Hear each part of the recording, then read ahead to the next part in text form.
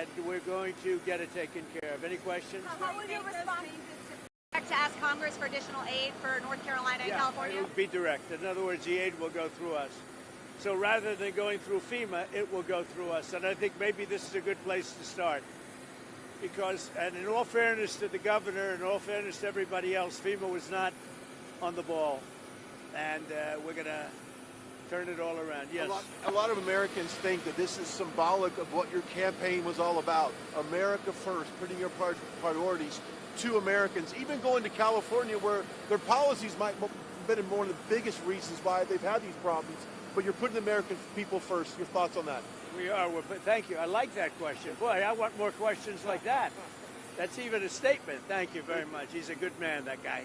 And he's also a very professional reporter, I have to say. Thank you very much. Yeah, we're putting America first. We're putting, in this case, North Carolina and California. We're going to do a good job in California. That is a disaster like, I don't know if we've ever seen anything like it, frankly. They say the biggest in the history of California. I think, has anything bigger than that happened in the whole country ever?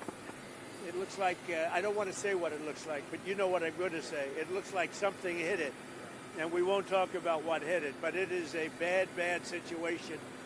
And I guess I'm going to meet with some government officials, but I mean, much more importantly, and in California, just to revert to it for a second, millions of gallons of water are waiting to be poured down through already the half pipes that are already built. I mean, they've been up for 40 years, and about 20 years ago, they turned off the water. And it's the water that comes from the Pacific Northwest. Some of it comes out of Canada, and it flows there, and it probably has flowed there for 1 million years. And they turned it off, and they routed out to the Pacific. And in the meantime, you don't have water in the hydrants. You don't have water in the sprinkler systems. It's the craziest thing I've ever seen. And everyone's trying to figure out, why aren't they turning it back? They say it's the Delta smelt. It's a fish. But I find that hard to believe, but we'll figure it out. And without doing that, you're going to continue to have problems. President, what are you prepared to do, sir, if OPEC doesn't respond to your call to cut oil prices? Well, we want to see OPEC cut the price of oil, and that will automatically stop the tragedy that's taking place in Ukraine. It's a butchering tragedy for both sides, by the way. A tremendous number of Russian soldiers are dead. Tremendous number of Ukrainian soldiers, and a lot of people are dead from the bombing of the cities. But right now it's just bullets whacking and hitting men, mostly men, almost in all cases men. And over 1 million men are killed, and they're losing thousands of people a week. It's crazy. It's a crazy war, and it never would have happened if I was president. It would never have happened. This is crazy that it happened. But we want to stop it. Now, one way to stop it quickly is for OPEC to stop making so much money and to drop the price of oil, because they have it nice and high. And if you have it high, that war's not going to end so easily. So OPEC ought to get on the ball, and they ought to drop the price of oil, and that war will stop right away. Mr. President, funding to Los Angeles because of its sanctuary city policy? I want to see two things in Los Angeles: voter ID, so that the people have a chance to vote, and I want to see the water be released and come down into Los Angeles and throughout the state.